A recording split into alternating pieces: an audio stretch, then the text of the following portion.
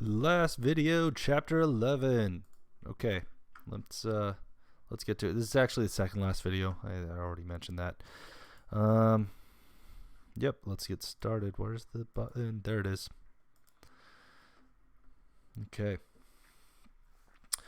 So like I said, there'll be one more video after this. I'll be going over some important info in the book, which is highly pertinent for your next test.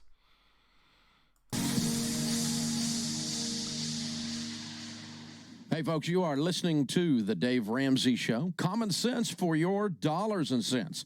Up next is Nick in Chicago. Hey, Nick, what's up in your world? Hey, Dave. I'm only in high school. Besides education after high school, what are some goals I should be setting for myself, and how can I stay focused on those with so many distractions in my life? Well, that's a good question, Nick. I appreciate you calling in with that. You know, goals are a funny thing. You're always going to have distractions. As a matter of fact, I think the biggest problem with hitting goals is not the strain to get to the goal, it's the strain to not be distracted, the things that get in your way. And so it's really wise for you to ask that question. I think it's always good to have several types of goals and several sizes of goals. For instance, you could have an intellectual goal that is just, I want to read a book. I want to read a book on business or a book on leadership, or I want to read a book on art or whatever. And that's a fairly small goal. But then you could say, I wanted to get a degree, a 4-year degree, and go to college in art or in business. Well, that's a big goal. And so in each area of your life, set some small, very achievable goals, and then also have those big dream-type goals in there as well, and then break them down incrementally on what you've got to do to make that happen. Meaning the big goal, how do you eat an elephant a bite at a time? The big goal of going to college, well, you got to register for college, and then you got to choose a college, and then you actually have to move to the city and go to that college. You know, there's a lot of things involved in that. We all kind of know that in our minds, but if you'll break your goals down into smaller, achievable steps, it helps with the distraction. Hey, good call, man. Thanks for calling in, Nick. You need to present yourself well. Okay, you got to do the basic stuff. Real quick, we're picking up on page 240. Page 240. You're the product. I got to have the best product. I got to look sharp. I'm going for a job interview, right? And I'm amazed the people that come into our organization that really don't have a clue they're there trying to impress someone. Dude, I wouldn't even let you come to my house as a guest wearing that. And you want to come to work here wearing that? I mean, I don't know. I mean, some of these people, I mean, bless their hearts. I mean, there's some things you can do dressed that way with hair that looks like that. And there's some things you can, it's okay to be in a punk rock band if it looks like you fell into a tackle box, you know? But, right?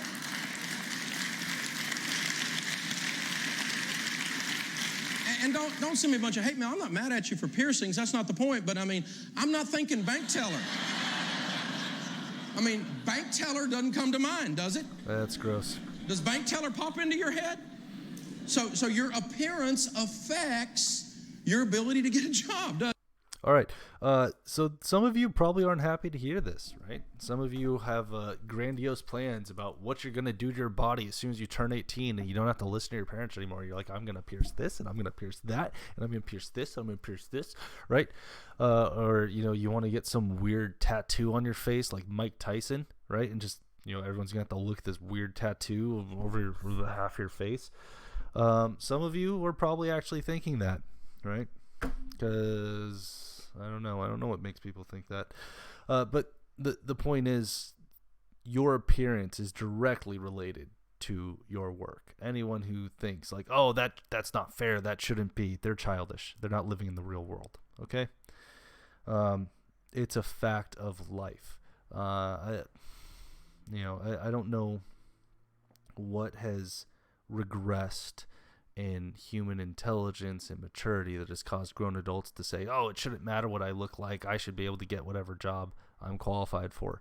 Yeah, well, you know what, if you make your face look stupid by punching a bunch of holes in it and putting ink permanently onto the skin of your face, I have the right to not hire your ugly visage and make it the face of my company, okay?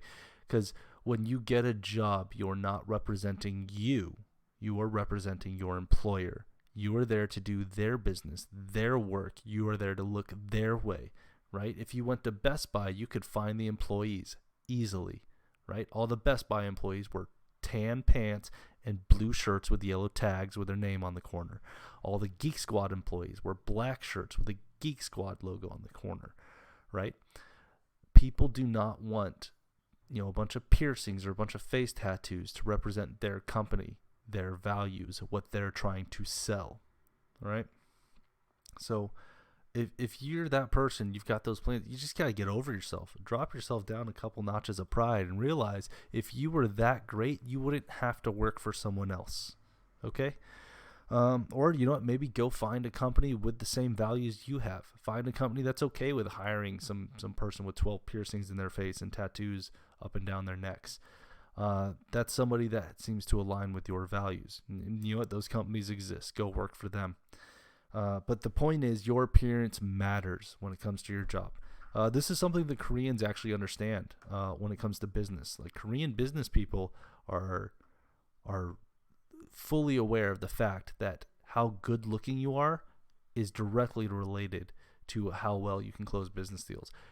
Korean businessmen and women get plastic surgery. A lot of them get nose jobs. A lot of them get bone restructuring to make their face more appealing because they realize good looking people get better business deals, right? That's a little extreme. I wouldn't go that far, but the fact is, the way you appear matters, and it has a huge effect on your job. I mean, I'm not thinking estate planner. Are you thinking estate planner right now? I go into an attorney's office to hire someone to defend me against a corporate lawsuit. This is not coming to mind, is it? If this guy's personal assistant looks like this isn't coming to mind, is it? So there are some things that are inappropriate for the job. And, and if you're going to be around anything that's like, I don't know, maybe if you were near a magnet, it would be bad. I don't know.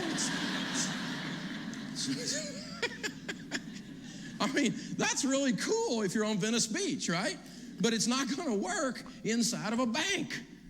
So you got to think about your appearance. It does affect things. Well, it shouldn't. Well, I know, but it does. And that's a reality. So when you're on a job interview, you've got to think about this stuff. Be on time.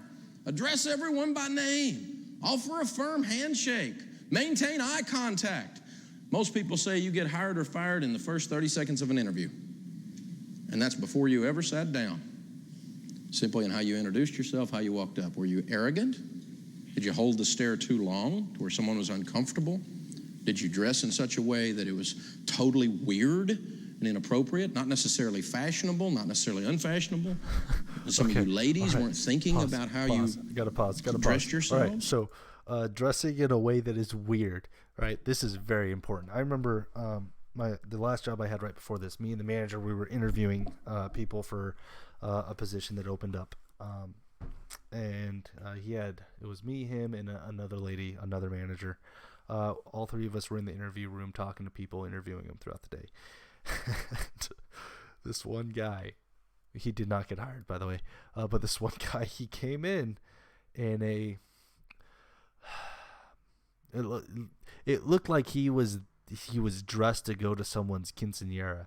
He had a completely black suit, black tie, and it was like it wasn't like a business cut suit. It was like a prom cut suit. The collar was like silky, but then the material was like polyester or wool, so it was like a silky shiny collar with a black coat, and then he had a blood red shirt underneath. So black coat, blood red shirt, black tie, shiny collar.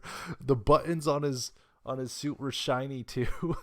It looked like he was dressed to go to his little sister's quinceañera. He didn't get the job because the only thing that all three of us talked about after we were done interviewing was how ridiculous his suit looked.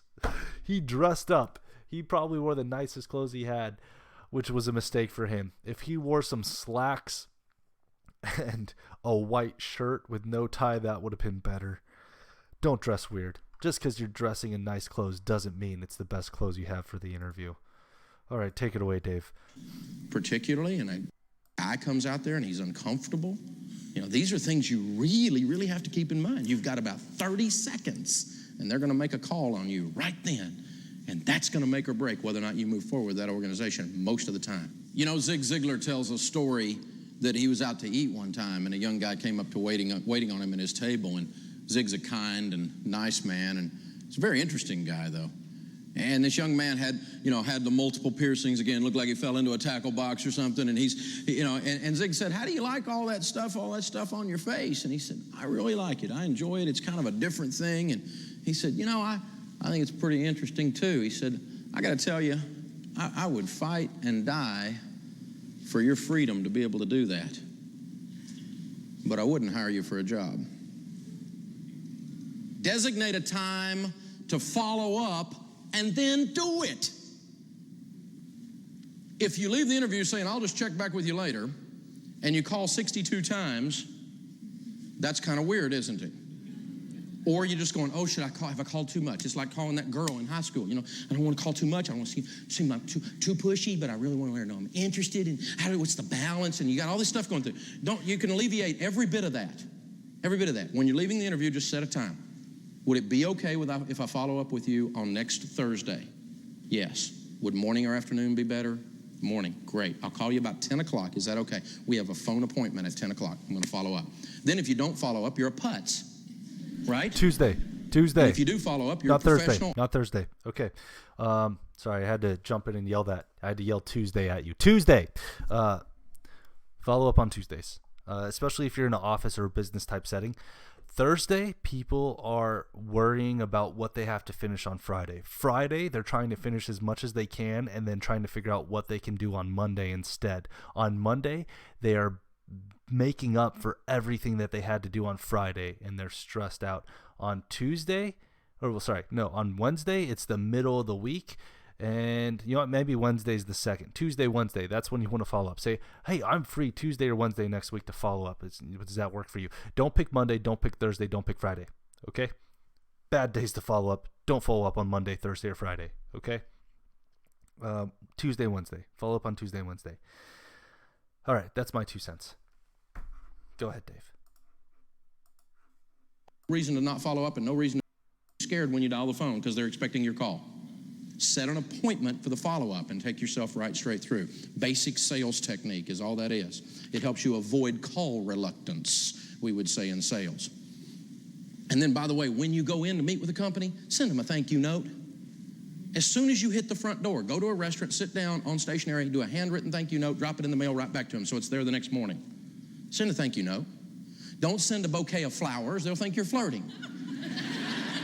Send a simple thank you note. Don't overdo it. People freak out and go, "This one's a little weird."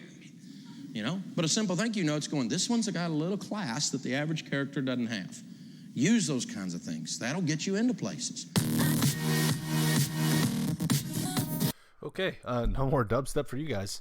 So know your personal strengths and weaknesses. That's why we did the DISC assessment here. Also know how to write a really good resume. That's, again, the interview is when you back up all that relationship stuff that you built to get into the interview.